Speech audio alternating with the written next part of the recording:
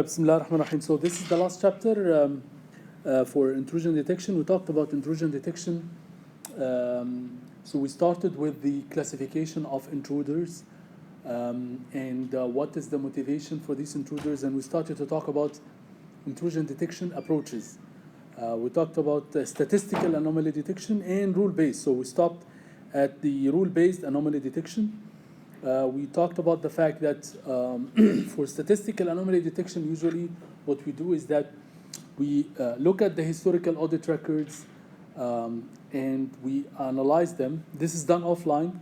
We analyze them, and then we come up with some features and stats where we can apply certain logic or algorithm using machine learning or using some of these features, and then if some of these features are met, then we say that there is an alert.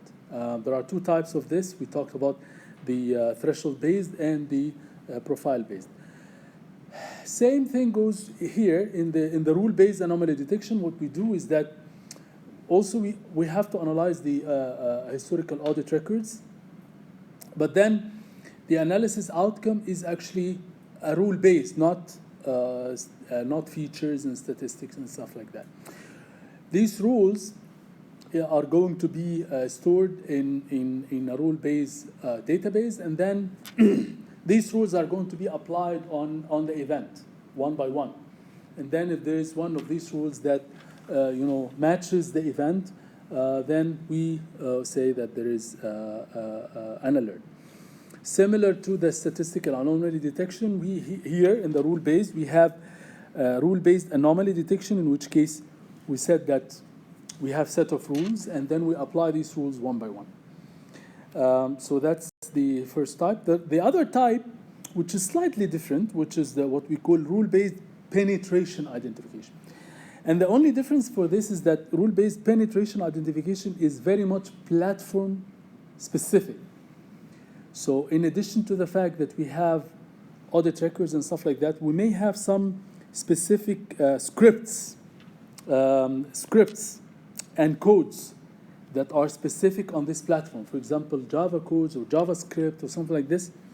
And we also apply some rules on this platform. There is one specific implementation for the rule-based penetration identification, which is done on Unix, which is what we call UStat.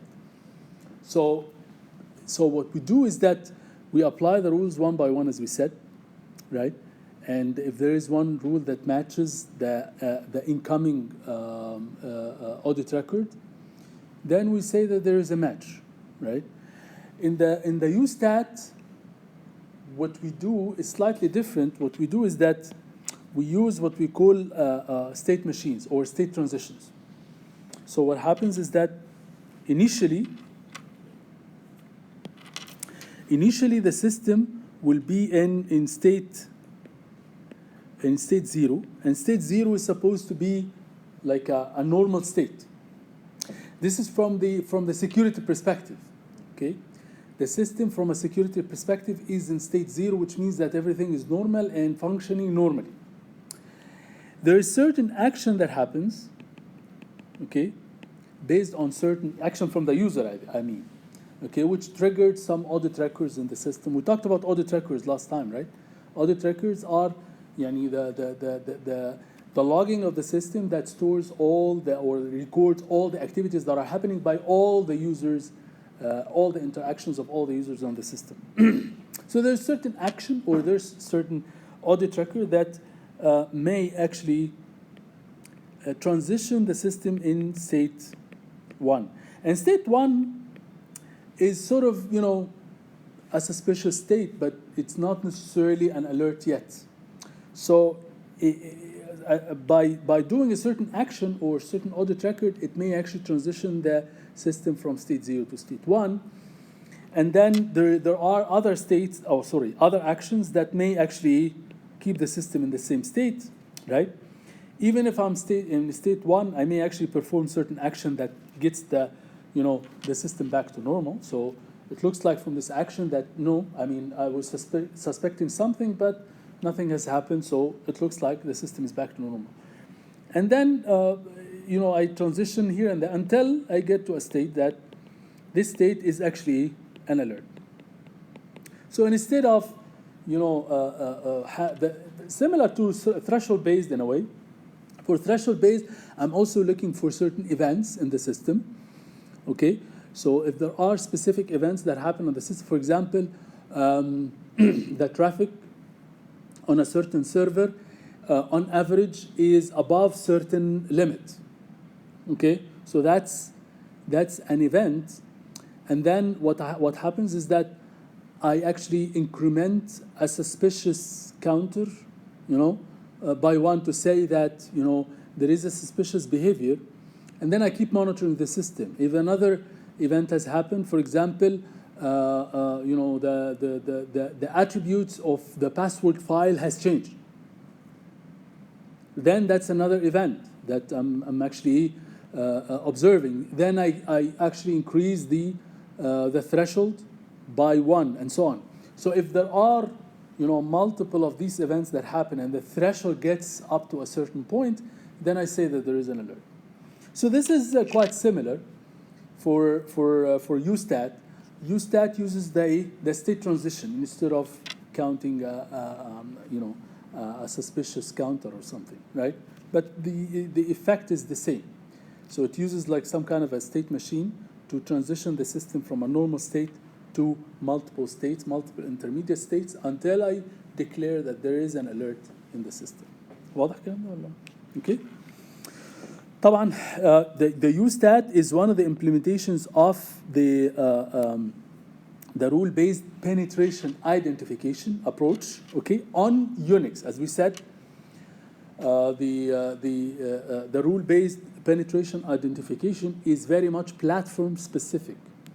And that's why UStat is actually the implementation of that on Unix, okay, on SunOS. So it depends on the audit record. So what was the audit records and scripts, codes, specific database, things like that. I was wondering if the intrusion deleted the audit records or manipulated these records. Manipulates this record? Yeah, that's possible. Will it also be a record, or it will be like it will pass actually this detection, or? Well, Depends on the rule. there are certain rules. If one of the actions is that you are trying to manipulate the audit records, definitely this will raise, definitely, this will raise a flag right away. Okay, of course, unless it's done by the proper access, يعني. Okay, طيب. So just to so maybe we can sort of summarize all the approaches that we have done so far. So we have talked about intrusion detection techniques. We have classified that into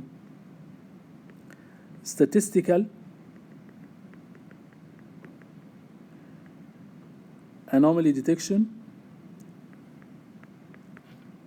and rule-based anomaly detection, right? So for statistical anomaly detection, whether it's this or that, there is always like an offline phase. This offline phase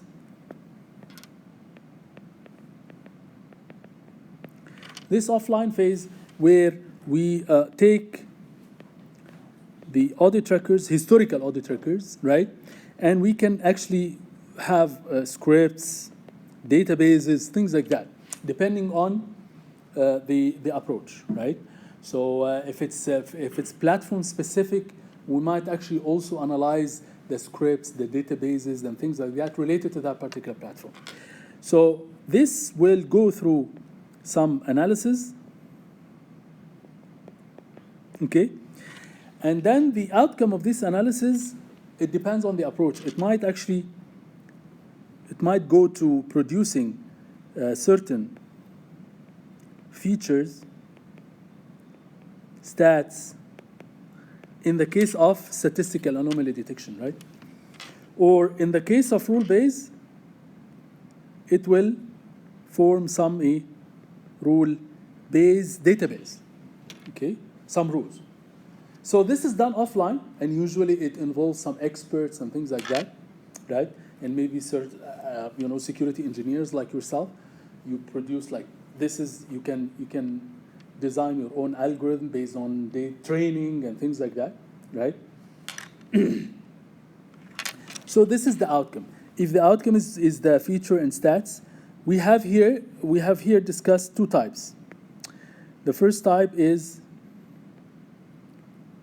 what we said اللي هو اسمه ايه اللي هو threshold based.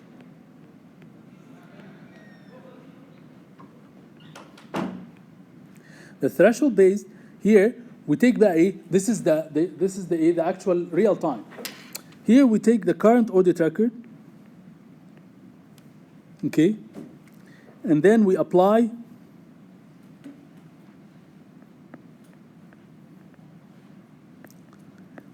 the algorithm based on the features and stats, right? If there's a match, which means that there is certain event that happens based on these features and stats. For example, as we said, the average traffic on certain server has gone beyond a certain limit, right? Or the attributes of a certain file has changed, or something like this. These events, by the way, not necessarily user-based. This could be done by different users, doesn't matter. So we're looking for the event, not for a particular user, right? If there is an event, then what we do is that we increment a counter, okay? And then we say that whether this counter has reached to a certain limit. If yes, then this is an alert. Okay, that's pretty much. So for example, if I'm looking for an event, like for example, multiple users have logged on to a particular server, okay, and the number of failed attempts to enter their passwords have exceeded certain limit. Okay, so this is an event. Something like that, okay? Or there is the profile-based. So for profile-based, I do the same, but for a audit record for a user. Here, I'm monitoring all the audit records for a specific user. So I'm monitoring the behavior of one specific user. As we said, I might have to combine some of these on the system somehow. So just the fact that we're explaining it doesn't mean that in a certain system I should actually run one of these approaches only. I can run multiple of these. For example, I can have a process or an intrusion detection technique that monitors profile-based or user-specific behavior, or threshold-based, or something like this. Or I can run multiple of these. Okay. So.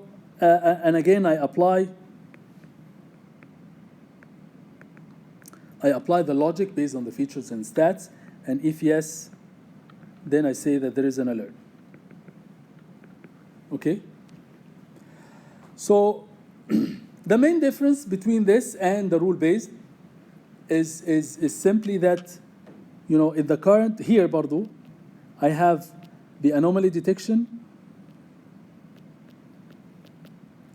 For anomaly detection, I get the current audit record, and then I apply the rules.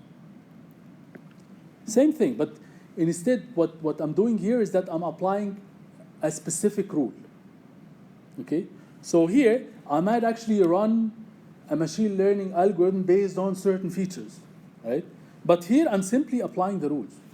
Straightforward. I'm applying certain rules, and that's it. Okay, so if for this particular packet the port is like, for example, port 80, and the IP address is this, and the packet content contains this particular thing, then this triggers a certain alert. So it's a rule based on if statement. That's it. Okay, not really applying by machine learning or something like this.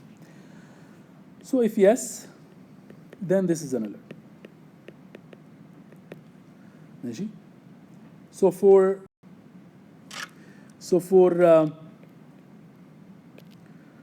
the penetration identification, what I have here is that this is the audit record, and maybe I can check the scripts and things like that, and then again apply rules. Same thing. Or I can have the state transition based on the UStat implementation. Okay? So this is يعني a summary of all the approaches in a flowchart fashion يعني. Very طبعا very primitive, very rudimentary, right? يعني طبعا it's more than that. Okay? Just to summarize يعني. Okay, so this is in terms of the approaches that we have talked about for intrusion detection techniques. Here, but we're talking about the implementation of this. Because the implementation of these intrusion detection techniques, this is a very interesting issue. It might be done in a centralized way or a decentralized way.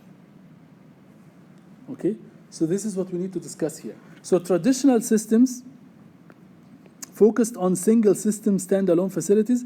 The typical organization, however, needs to defend a distributed collection of hosts. So for implementing this intrusion detection techniques, I can in fact have, this is my enterprise network. So this is the enterprise network. Okay, I can simply have here like sort of a firewall that runs this intrusion detection technique, one or more, doesn't matter, okay? But have one entry point to my network. And this firewall runs all the IDT approaches that you need to run, okay? And any traffic comes to the network has to come through this, okay? Of course, the drawback of this is that this is a bottleneck and it's single, this is a bottleneck and it's single point of failure. So if the firewall is not working, is not functioning the way it should, then you are in trouble. Then either you block the access to your network, or you open the access to your network without any barrier or any kind of protection, right? So that's a single point of failure. Instead, what typically happens, especially with the complexity that we have in nowadays systems, what we do is that we actually have multiple of these around the system.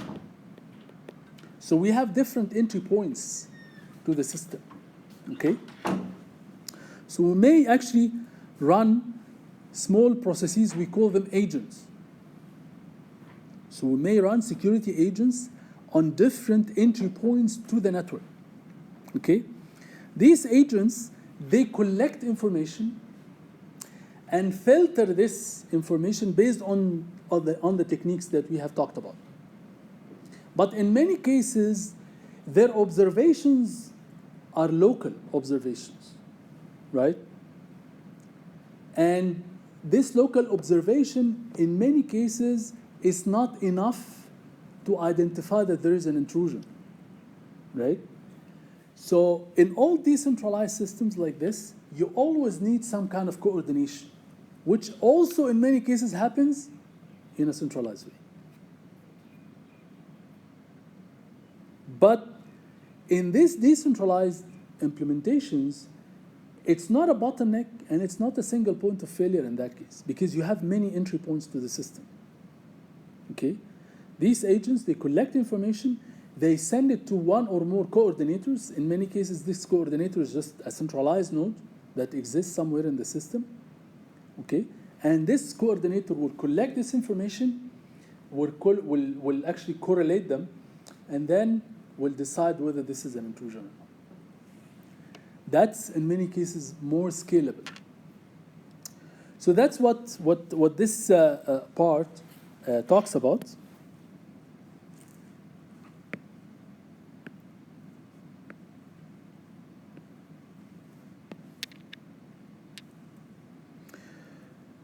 So a more effective defense can be achieved by coordination and cooperation amongst intrusion detection systems across the network.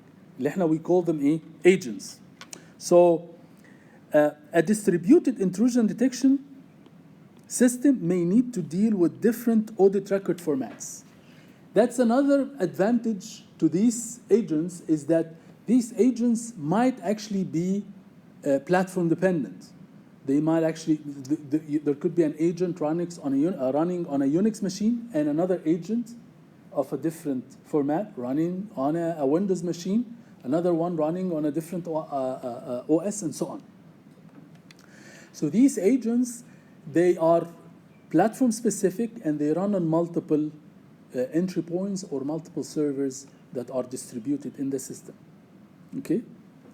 So one or more nodes in the network will serve as collection and analysis points. These are called managers, central managers, or coordinators. You could have one or more of these. Okay? These coordinators, they collect the information, they correlate this information together, and then they decide whether there is an intrusion or not. Either centralized or decentralized architecture can be used in that case. So we'll talk about a decentralized agents and centralized coordinator. And that's in many cases, it happens in different systems. So for example, in peer-to-peer networks, مثلا, peer-to-peer network is based on a decentralized architecture, right? But if you look inside the architecture, you will find that there is a centralized administration. Okay? So the content is distributed, yes, which makes the scalability really high, very efficient in terms of scalability. But when it comes to the coordination or the administration, this is done in a centralized way. يعني if any of you use مثلا اللي هو ال peer-to-peer networks like BitTorrent, or not sure if you have come across these networks before. These types of networks, they should have a centralized administration server. So this server is not to store information. Peer-to-peer networks are meant for high scalability in terms of storing content, right? So the content is distributed, but you should log on to a server. And this server sort of manages all the peers in the network to facilitate the interaction between the different peers. Okay? So the architecture is similar. So you have multiple agents, decentralized agents, which are distributed everywhere in the system. Some of these agents are very much specific to the platform. Some of them, they work on the service level. For example, they only work مثلا on web-based or HTTP service on a particular port, like 443, for example. Okay? Some of them, they work on the packet level.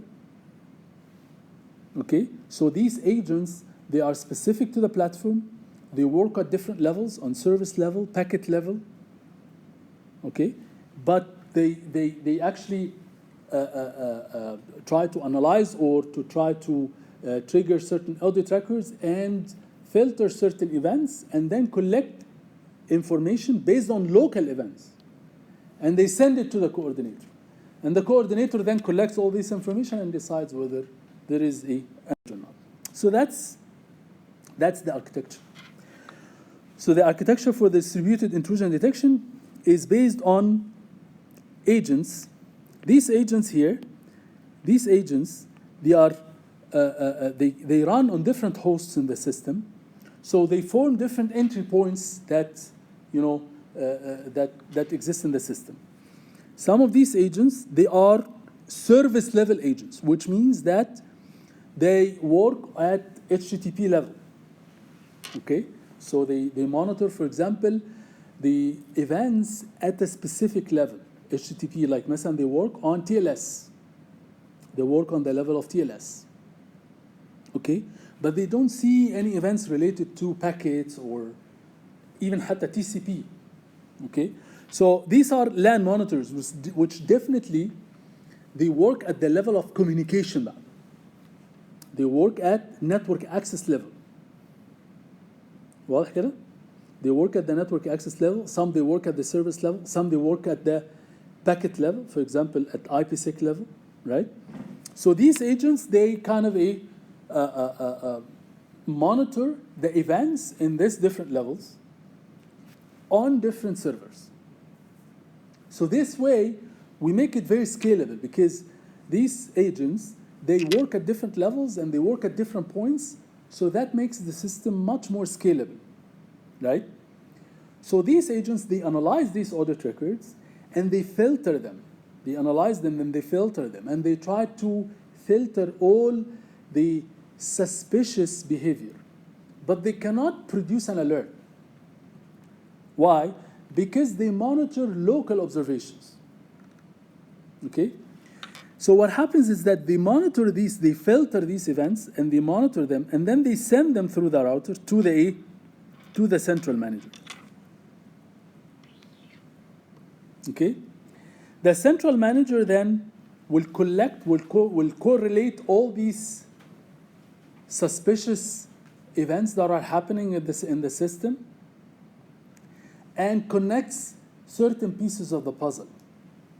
Okay, it's like there is a well-planned attack that's happening, and I'm just collecting the pieces of the puzzle to say that, oh, okay, so there is some attack happening. Okay? Certain pieces of the puzzle might be missing, in which case the central manager may in fact send a request, we call it inquiry, to a specific agent to say, okay, do you have an event that looks like this? So the monitoring the events happens in an asynchronous way, but you can send a synchronous command to say, I need to know whether a specific event is happening in this part of the system because it looks like there is a puzzle and I'm missing one piece in the puzzle. So if this is happening, then this is an alert. Okay? So that's the decentralized architecture, and usually that's what's usually implemented in enterprise networks nowadays. Okay? So basically, this is the this is the boundary of one agent. So this is one agent. Okay? So this agent then is actually could be platform specific. It filters the audit records, and then it applies certain logic and templates. So these two, the logic and templates, are equivalent to all the IDD approaches that we've talked about, whether it's rule-based or statistical anomaly detection, whether it's threshold-based or profile-based or something like this. So these two, they are equivalent to one of the approaches that we have talked about. Okay? If there is some suspicious behavior, then we send this to a protocol machine, an agent protocol. This protocol machine is platform agnostic. So this actually, as we all know from Network One, protocols, they facilitate the conversation, irrespective or agnostic to whatever platform you are working on. So using these protocols, a Unix machine can talk to a Windows machine, can talk to a Sun OS machine, can talk to OSBD, whatever machine, right? So this protocol will send well-formatted, structured, and standardized messages to the central manager. So now for the central manager, these messages are standardized, they are well-formatted, and I can deal with it, irrespective of whatever platform it's coming from, or whatever service level or packet level it's coming from, right? So here in this area, there is a standard done by IETF.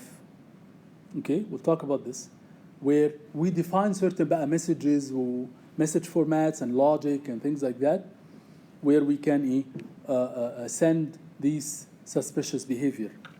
طبعا there is alerts which is sent to the central manager in asynchronous way, can be sent at any point of time, but also the central manager can send query and get a response. So that's a synchronized kind of a request. As I said, so the central manager is collecting information from multiple places, but there is certain piece of the puzzle that's still missing, and I need to know whether this is happening or not. So I may, in fact, send a query to a particular agent to say, is this event happening at your side or not? واضح كده؟ واضح ولا أنا بتكلم؟ يا ريت. بس the alert. So the agent determines that there is a suspicious activity and send the alert to the central. No, alert here doesn't mean a final intrusion. Alert here means that there is a suspicious behavior that's happening. Based on this logic, I filter that there might be an issue with this particular audit record or collection of audit records. Yes, the central manager is the entity that decides whether there is an intrusion or not. Raise a flag in the entire system that there is some type of intrusion, and of course, after this, there is some kind of forensics. There is forensics that happens after the fact that, okay, there is some alert or some intrusion that's happening. Let's collect all the information and try to relate this particular intrusion to an entity, to a person, to something like this, and hold this person accountable. This is forensics, man. This is outside of the scope of what we're talking about. Here, our job is just to say that, okay, so there is an intrusion happening, and then deploy certain personnel to deal with that. واضح كده؟ Sir, is it possible for the central manager to be compromised? Again? The central manager, Uh-huh. which manages Uh-huh. nodes in the network, is it possible for the central manager to be compromised in the network? Of course, like anything else. Like anything else. What we're talking about, it doesn't mean that after doing all of this, that our system will be attack-proof. Nothing is attack-proof. There's no guarantee. In security, there is nothing is attack-proof. So we're trying to fill as many vulnerabilities as possible in the system. Okay, another interesting topic here is the honeypots, and maybe many of you have come across honeypots. Honeypots is actually a concept where we try to always create some virtual or logical entity where we attack certain people to that entity to try to understand their behavior better. Okay? And this is a concept actually which runs not only at the network level, sometimes they use honeypots for حتى social media يعني in different levels, in different systems. So honeypots, these are logical or virtual systems that deceive. They kind of lure the attacker. It's like to say to the attacker, instead of trying to be reactive, I'm trying to be proactive by saying, the attacker, come here. And sometimes you actually have to put some honey. And that's why it's called honeypots. You put some attractions. You have a server, and this server is a honeypot, which means that you can put a fake password file with some attributes and things like that to try to lure the attacker to get into the server. Why? They have to track. Yes, for a very legitimate and particular reason, that you want to understand the properties and the characteristics of this type of attack, or monitor that person and monitor the behavior of that person. Okay? Maybe also to prevent them from accessing. Yes.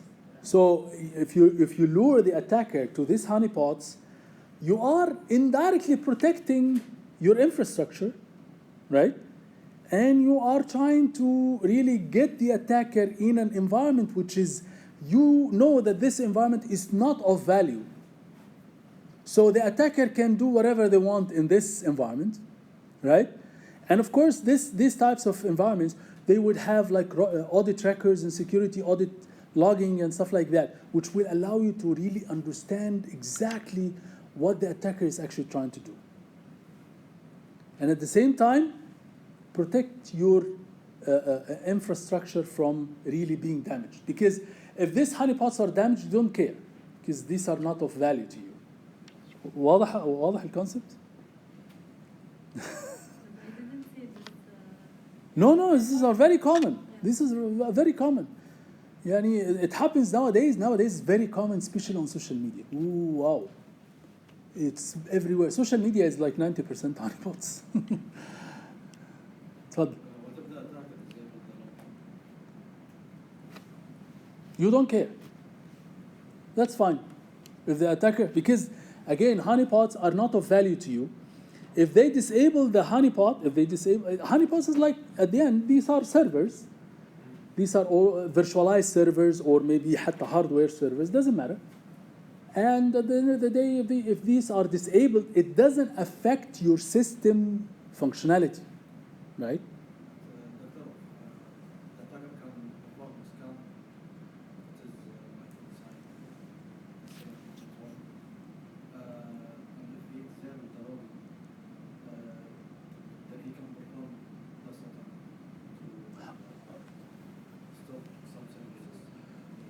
Okay, so what you are maybe trying to say is that the attacker may in fact use the honeypot to attack the remaining part of the yes ما هو this is بقى that's why يعني honeypots, these types of services, they require designers to design these honeypots.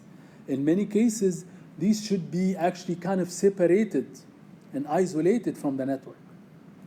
So you put them in different places, but usually in many cases, these honeypots are not to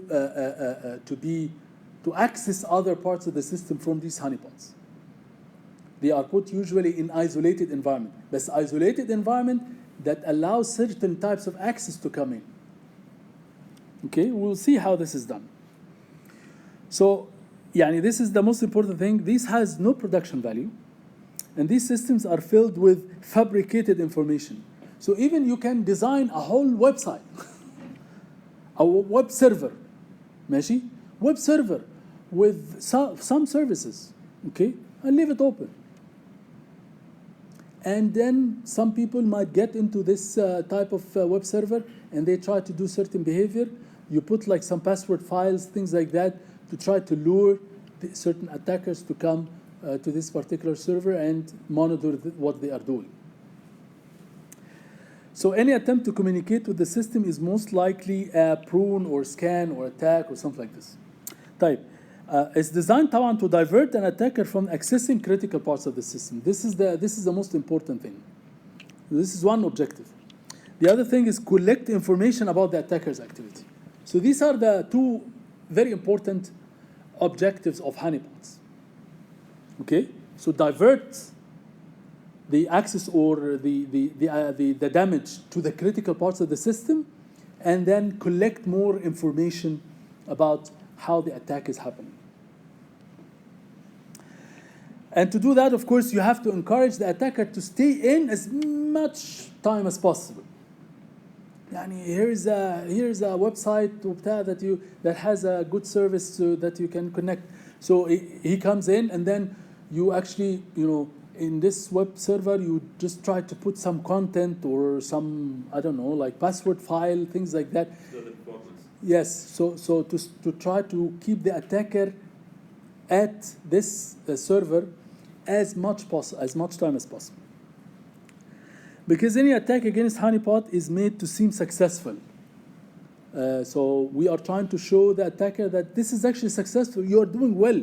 Go on. Okay. So recent research has focused on building entire honeypot network. So similar to IDT, also honeypots can be centralized or decentralized. Same thing. Okay. So I can have a honeypot before the firewall, right? This is my enterprise network. Okay. From the internet, I can put a honeypot here, which sort of an entry point to the system to try to attract the attacker. And this usually monitors the external attacks, okay, where I can keep the attacker here to try to monitor the behavior before it comes to the network. However, many attacks, they can actually come even and penetrate the firewall. All the firewalls, they have to have certain holes open. Okay? Of course, you know that, right? So regardless of how protective this firewall is, I have to have some holes in this firewall. The only way I can keep my system 100% attack proof is to do what? Is to close it completely and have it, have no service. Okay? So always providing a service has to come with a cause that you have to have certain holes open. You have, like for example, you cannot have port 443 closed. ماشي? Port 443 is where all the HTTPS calls come in. You have to have certain مثلا ports like port مثلا 80 for HTTP, port 22 مثلا for for telnet, or certain ports have to be open, or for SSH. So certain ports for a particular type of service, they have to be open. Otherwise, your system will not provide any service.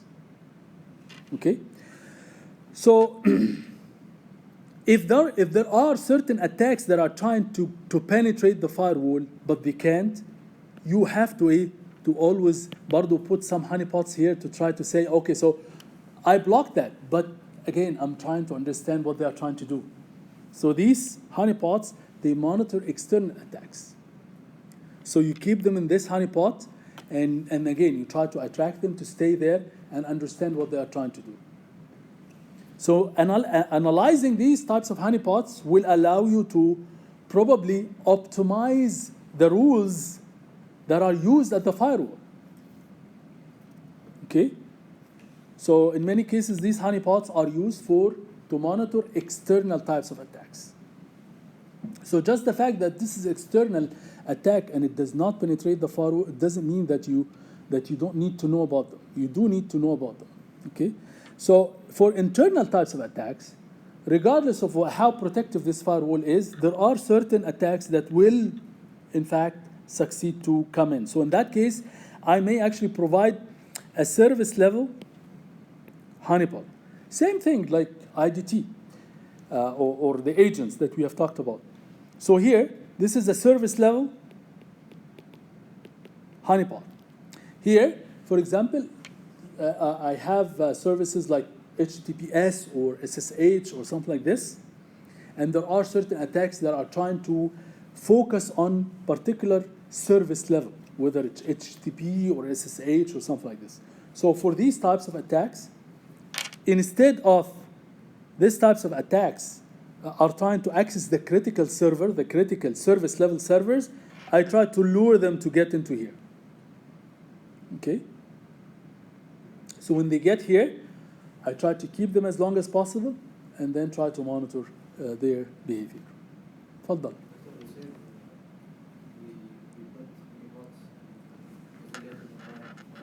Right.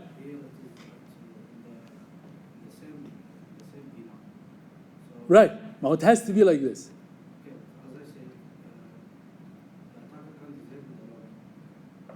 Right. That depends that what you are saying, it depends on the software stack on these types of servers.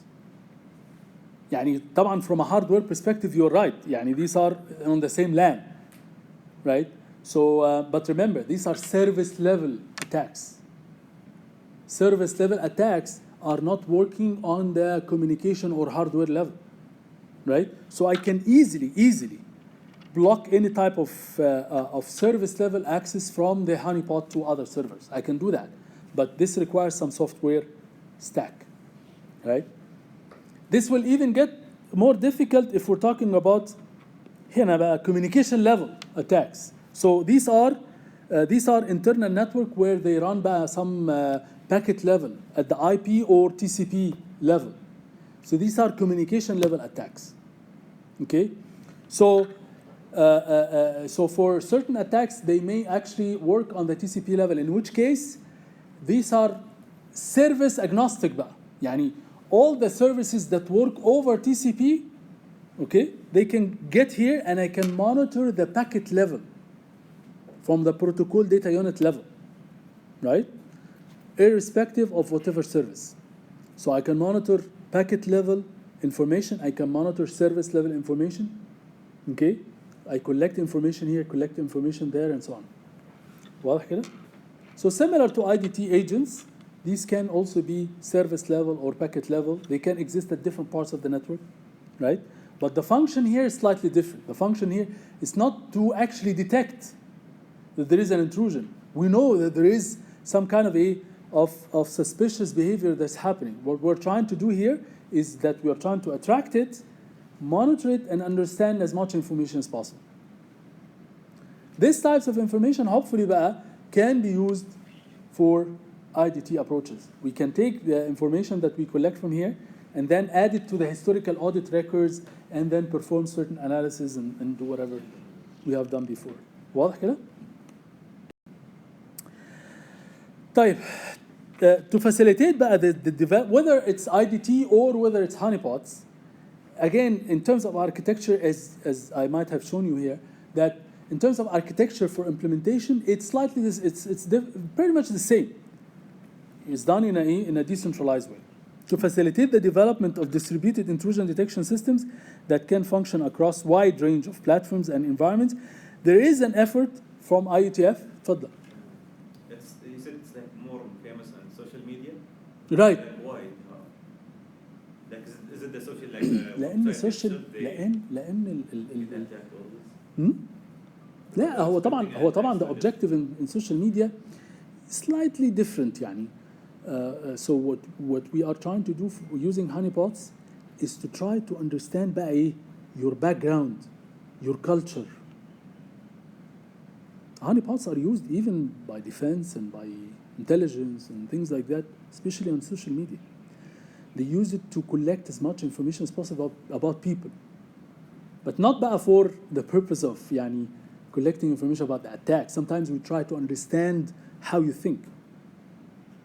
We try to attract you into certain group, okay, and give you certain posts and try to attract you to stay in this group as long as possible. Try to collect information about you. Okay, some people they do research here. يعني I have a colleague. I don't want to record this, but I have some colleagues that are doing research on detecting مثلا people who are مثلا joining Daesh. يعني the objective is slightly different, ماشي, but they use the same concept, honeypots. Try to attract people to get into a specific well-controlled environment to try to understand as much information as possible about these people. ماشي? That's why in the beginning I said it's a concept actually. It's not restricted to being used in IDT. It's actually a concept. Honeypots are a concept that you attract people to a well-controlled environment where you try to understand exactly how they behave. That's in a nutshell what it is. تمام؟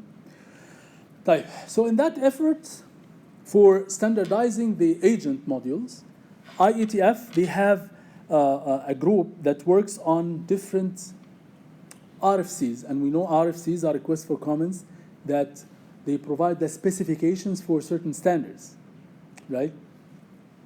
So this intrusion detection working group as part of IETF, they produce different RFCs. So of course these are not to be memorized, yani, but one RFC is actually focusing on intrusion detection message exchange requirements. Okay, so these are focused on actually specifying all the details related to how these agents work, but without providing any specific message formats or things like this. Okay, these are usually that's the start. The start is actually to post RFCs in terms of requirements. Vendors usually they get these requirements and they try to develop some solutions that meet the requirement. They give it to the IETF group, and then the IETF group, they say, okay, so based on these proposed implementations from vendors, we can actually have this standard. And they send the standard again to the vendors, and the vendors, they have to modify their implementations to fulfill or to meet the standards. If they do that, then all the implementations from all vendors, they can talk to each other. irrespective of the platform, irrespective of the communication level that they are exchanging messages through. واضح كده؟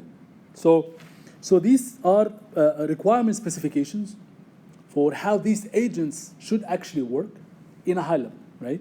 And then this one focuses on message format. This one focuses on message format, how the agents can send messages to the central manager and how the manager can send query and response and so on and so forth. And this intrusion detection exchange protocol, it focuses on the protocol. Protocol is two things, right? Protocol is message format and a logic. And a logic. Here we have to focus on when the agents should send these messages. How do we send the query? How often? How do we maintain these مثلا suspicious messages? How do we store them? How things like that. So the protocol is actually message formats and certain logic and some techniques related to that. واضح? Okay. So that's the architecture. Again, this is quite similar to what we have talked about in terms of architecture, but this is what they have in the IETF RFC or the standard. So it's the same architecture, but in a slightly different terminology, using slightly different terminology. So again, we are focusing on the audit records or the data, they call it here data source. And again, we have sensors. These sensors, they correspond to the filter that we have talked about before. So these sensors, they focus on filter. And these filters, they can work on packet level, service level, things like that. And then we analyze, and then the alerts are sent to the central manager. It's quite similar to what we have talked about. Here, they define also some users, some user roles. A user role here, which is the operator. The operator is the one that receives the notification from the manager or from the agents, and then process this and then send the response. Okay, so the notification here is that there is an intrusion in the system. Okay, and here the response could be that manually we need to block this user, we need to close the server, we need to do this, we need to do that, right? So this part was not defined in the previous architecture, but here in the RFC, they define the operator personnel. They also define the administrator. They call him the administrator, but this is like a network level or a security level analyst who, in fact, can work on how do you filter the events from the audit records? How do you monitor the logic in the central manager to say that there is an intrusion or not? So they may actually be at the level of developers who actually develop certain rules or certain features or machine learning model or things like that. So this is the sort of the brain of the system that controls all these blocks, whether it's sensors or central manager and so on. Okay, so it's a similar architecture except that here we have certain user roles. Okay, the last part here, so it's a small part, so we can take certain. Okay, so the password management part, of course, password management here, we talk about the fact that how do we manage the passwords in the system. Of course, we talked about this before when we talked about Kerberos, we talked about different security services, ماشي? And as we said, passwords are not to be stored as plain text, of course. How do we store the passwords? We store them as hashes, right? And why hashes? Why not encrypted? Because it's one way, right? Because if we encrypt the password, there is always a possibility to reverse it back if we know the key. Of course, we can use traffic analysis, we can do whatever, and reverse it. And if we have the password stored, that actually facilitates the traffic analysis very easily. I can do exhaustive search, right, based on this and reverse it. So password management is very important, and that's why we actually have to store it in a hash. But is it only a hash? Let's see. So virtually, and salt, of course. So virtually all multi-user systems, they require that a user provide not only the name, identifier, but also the password. And usually password are to be stored in the system or a database or something like this that has special access and so on and so forth, but there is nothing that's attack proof, and this kind of database or file, it can be accessed somehow. So passwords, they serve to authenticate the user ID. The ID provides security by determining whether the user is authorized to gain access, okay, but also to determine the privileges of that user. So that's very important. And also used in discretionary access control. بمعنى إن it can also define how your owned assets are accessible by others. So if you own a server, or if you access a server or something like this, how are the assets on this server are accessible by others even.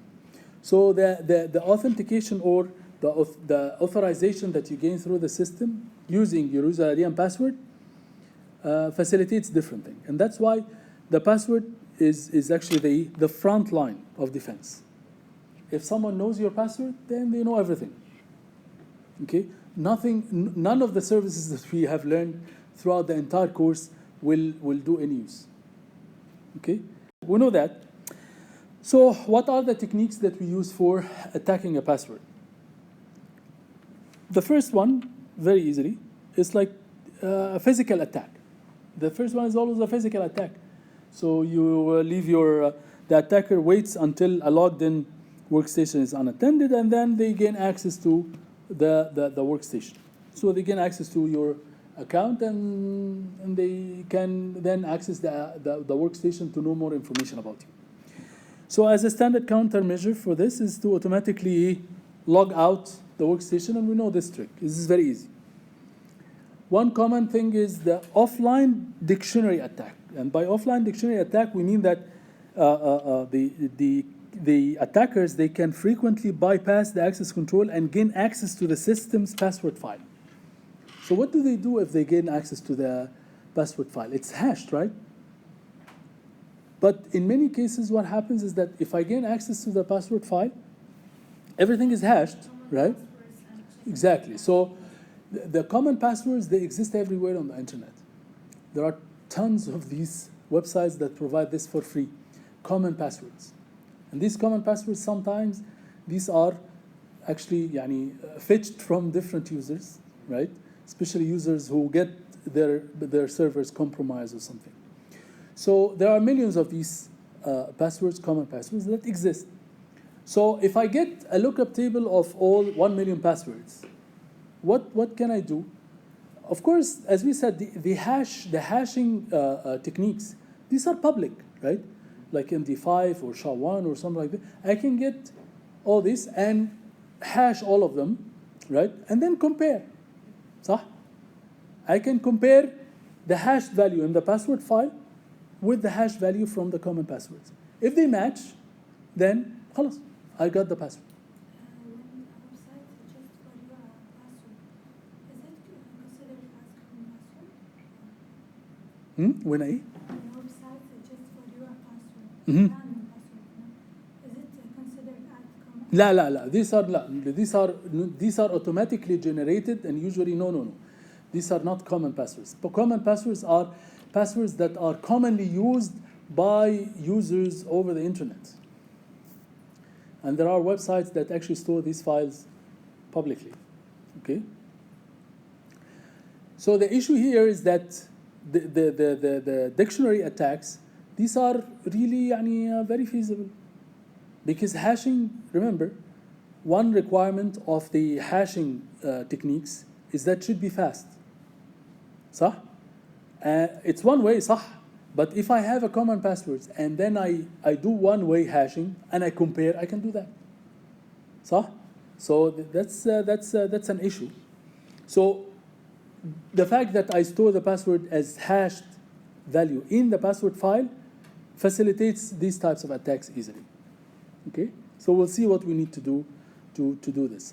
And of course, we're not going to eliminate that possibility completely.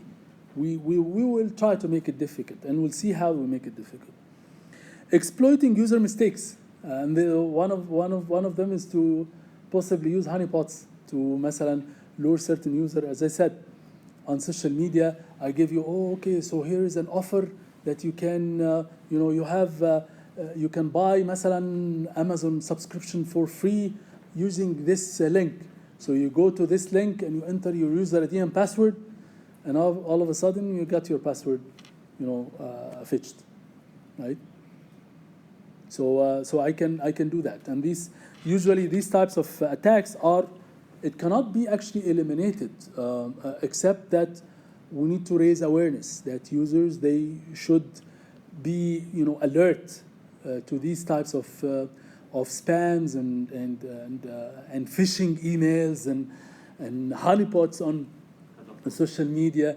And in some cases, wallahi, it's very, very tricky. Wallahi, some emails I receive, I have to look at them maybe like 15, 20 minutes until I really know for a fact that this is spam. They are very, very tricky sometimes. Of course, many of them are very easy to filter, but sometimes they are very, very tricky. So you have to be very alert. Specific account attacks, so the attackers, they target a specific account and submit password guesses. So, and of course, the countermeasure for this sometimes is very easy, but even this is not as easy as you might think. So if the attacker tries to guess your password, مثلا, I can say, okay, so after 3 attempts, I can lock, right? But lock sometimes actually damages the legitimate user. Yeah, in many cases, I have my credit card sometimes locked. So I call QMB, yeah, جماعة, why did you lock my card? Oh, there was like some suspicious behavior. So suspicious behavior, why do you lock the service from me? I'm a legitimate user. I need to be able to access my card. But it's understandable, right? It's in many cases understandable, and that's the only way. But this is inconvenient for me. So that's why they try to always work on techniques to minimize the damage for legitimate users. Like, for example, they say, okay, so after 3 times مثلا, of failed attempts to guess the password, the only way to access the system is by sending you a code on your phone, and then you enter the code and things like that. اللي هو 2-password authentication or 2-factor authentication. Okay.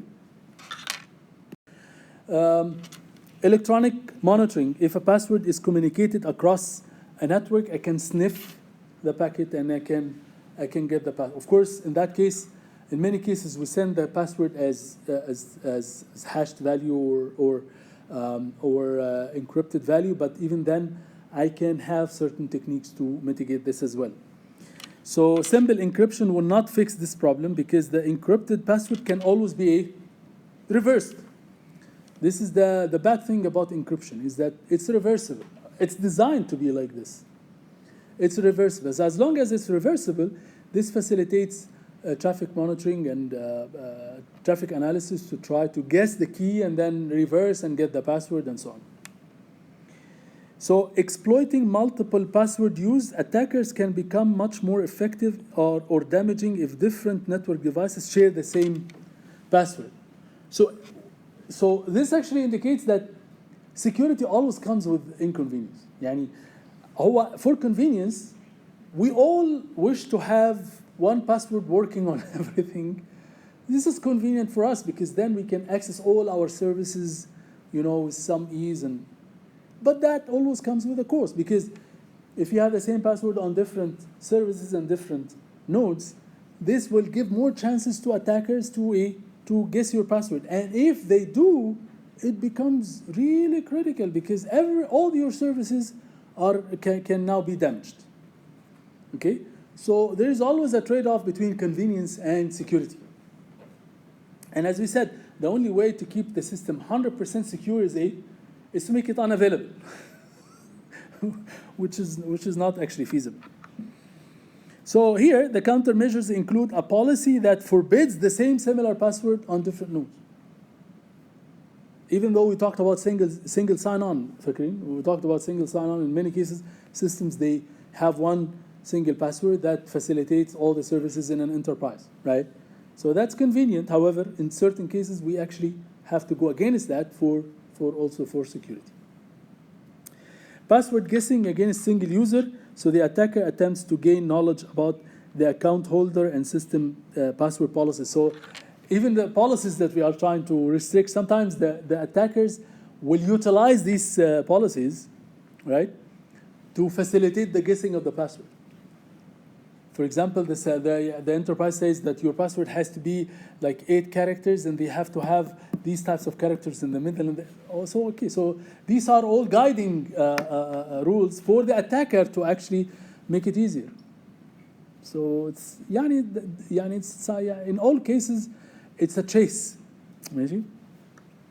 So countermeasures including training for enforcement of password policies that make passwords difficult. So just the fact that we have policies, it doesn't mean that our passwords are attack-proof.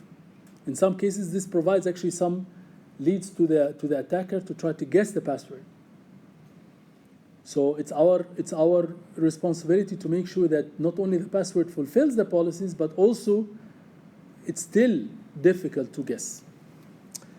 So popular password attacks, we talked about this. Attack is to use popular password and try it against a wide range of user IDs. So this is that we talked about regarding the dictionary attack. So for the dictionary attack, we have access to the password file. So this is the other part of it. So we have access to the password file. We get the popular passwords, we hash them, and then we compare. Okay? So by doing a simple comparison one-to-one, so we can say, okay, so this password is and this is irrespective of the users. So this is how it works actually. So this is usually the password file is actually the hash, the user ID and the hash code. So this is the password file or the password database. It's stored as user ID and hash code. So what happens is that if a person wants to authenticate himself, he would enter the user ID and password. So using the password, we hash the password, and then we compare it with the one that's stored in the file. Okay? If it matches the one stored in the file, then we say that this user is authorized to access the system. That's simple. But this will not protect the system against dictionary attack in particular, and using common passwords. So if I have a list or lookup table of the common passwords, okay, I can simply run MD5, for example, on these passwords to get the hash values, and then get the hash value, and then compare it with the hash codes here. If it matches one of them, that user is compromised. That's it. Okay? So, of course, this is facilitated because of what? Because of the fact that, on one hand, hashing techniques, they are lightweight compared to encryption techniques. Okay? So, I can hash 1 million of these common passwords in no time. Okay? I can do that. The cost is minimum. The comparison is actually, if I have n common passwords and I have m type of passwords or hash codes stored, what is the complexity here? O of mn, right? I will compare each one with so O of m times n. صح كده؟ Each one has to go through all the list. Yes. يعني طبعا of course there are techniques that can يعني perform this comparison using logarithmic complexity, but يعني roughly this is the m times n. Why am I saying this? Because our job now is to try to make this difficult. We cannot eliminate it completely. So here we introduce the concept of salt. So usually we add an extra parameter called salt. And this salt is actually an arbitrary random sequence that's generated by the system, okay, and is to be concatenated with the password and then hash the concatenation. Okay? طيب, what is the benefit of this? The benefit for this is actually two things. So we have the salt, and then we actually, for hashing, we don't do the standard hashing techniques that we have studied. Why? Because the main requirements for these hashing techniques is to be lightweight, is to be very fast, okay? But here, remember, storing of the password is happening offline. We don't care about the complexity of the hashing technique in that case, okay? But if we make the hashing technique here slow, we make the job of the attacker harder. Why? Because for dictionary attack, the attacker needs to hash millions of these, صح? Of these common passwords, okay? And not only that, perform comparison. So we'll do two things to mitigate this. One is to add the salt, and I'm going to explain to you how the salt will make this difficult. And two, will make the hashing technique slower on purpose, by design. Okay? So having the hashing technique slower, this will add some complexity on the attacker because he has to scan and he has to hash all the millions of these common passwords. This is one. The salt, when it's concatenated with the password, the salt, however, is actually stored as one column in the database. Okay?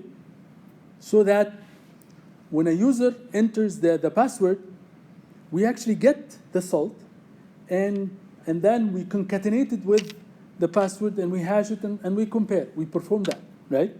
To authorize the user, right? And the user also knows this salt. Type, what is the benefit of this to mitigate the attack? If the attacker tries to do the dictionary attack, now the attacker has to get the common password and has to try all these salts for each individual password. صح؟ صح كده؟ He doesn't know which one was added to. Because he doesn't know which one was added, right? So instead of m times n, it will become m times n squared, right?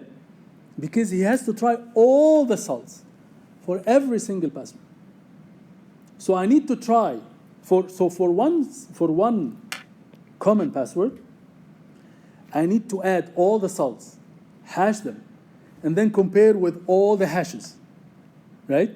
And then do another one with another salt. And can you imagine the amount of combinations that I need in that case?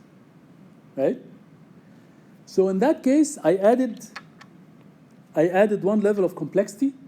The other level of complexity, as we said, is the slow hashing, which is done like this by design.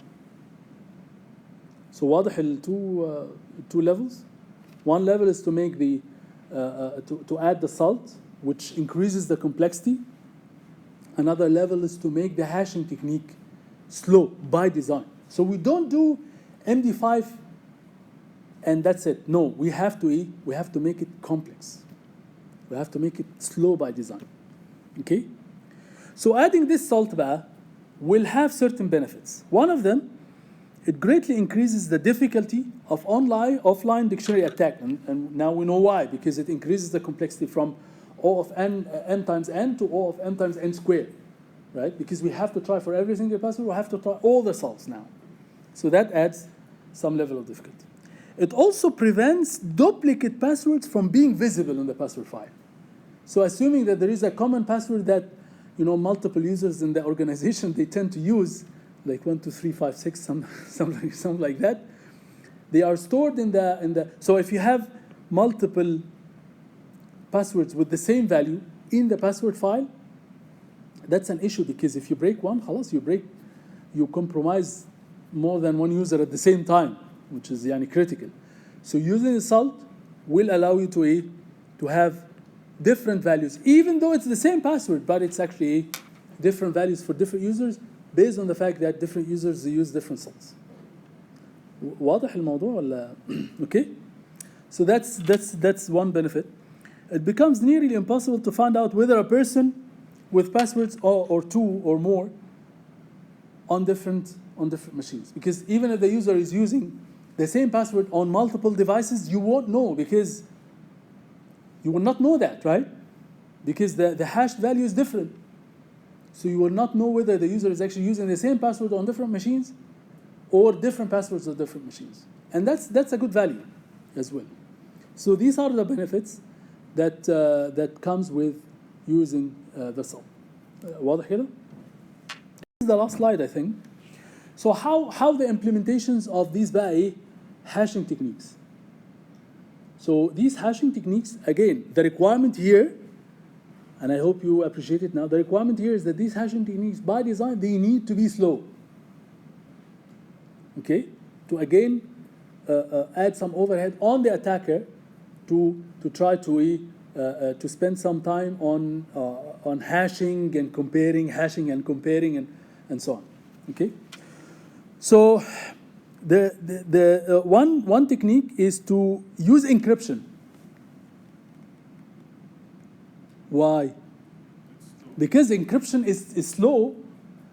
Okay, right? So instead of using the hashing, but we said that encryption is reversible. We didn't want to use encryption because it's reversible, صح? It's hashing but using encryption. ازاي؟ So encrypt 3 ده is one of the encryption techniques that was designed to discourage guessing attacks. ازاي؟ This is popular implementation. Despite its known weakness, this is used actually on Unix, and it's done like this to be slow, right? And when we encrypt the password using this crypt technique, it has two stages or two phases actually. One is to encrypt the password, and the encrypted password would have variable size depending on the size of the password, right?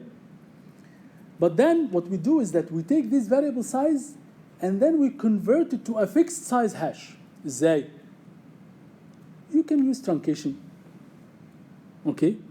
You can use you can divide the password, the encrypted password into blocks and then get certain size of each block to make it fixed. There are multiple techniques that you can use that you can produce a fixed size hash from an encrypted value.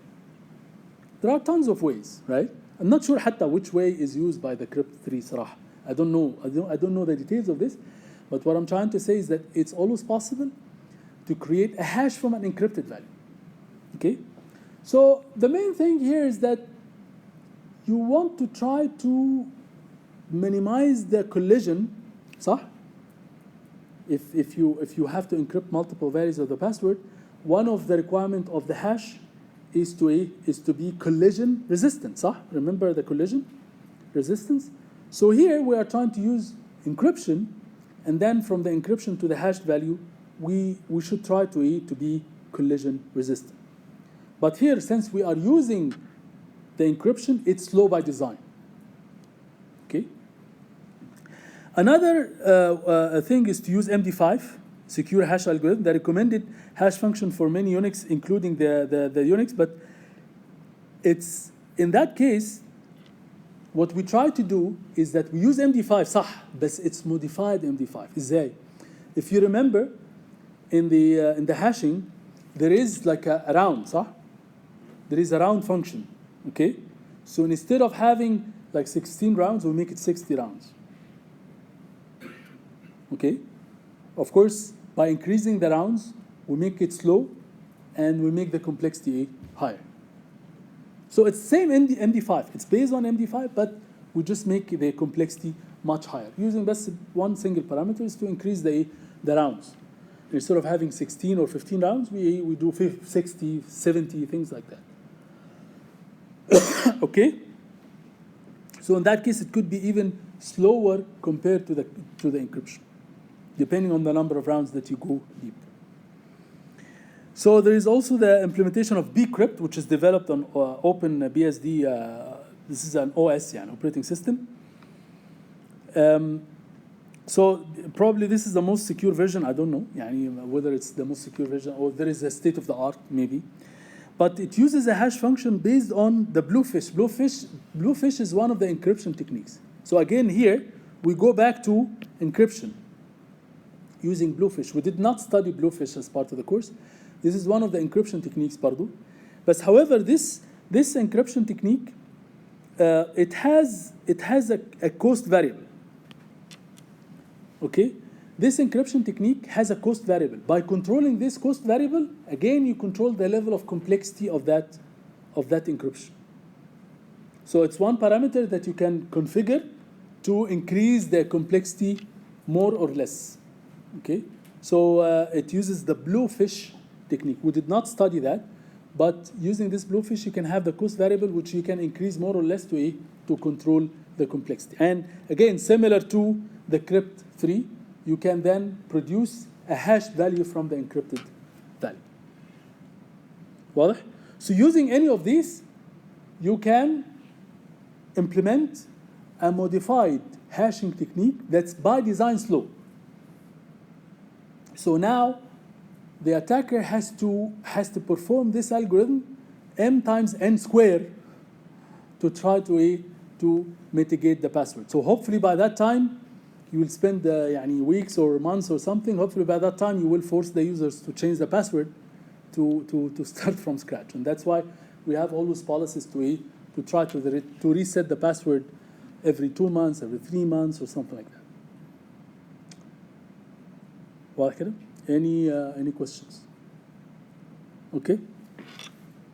So that's the end of this chapter. So here we talked about the intrusion detection systems. We said that intrusion detection systems are actually layer agnostic. They are not layer specific. As we discussed now, we talk in different levels. We talked about the types of intruders. We talked about the masqueraders and clandestine user and so on. And the misfeasor, when we talked about the difference between the three of them. We talked about intrusion detection approaches. We talked about statistical anomaly detection, which are classified into rule-based or threshold-based. We talked about the rule-based or profile-based. We talked about the rule-based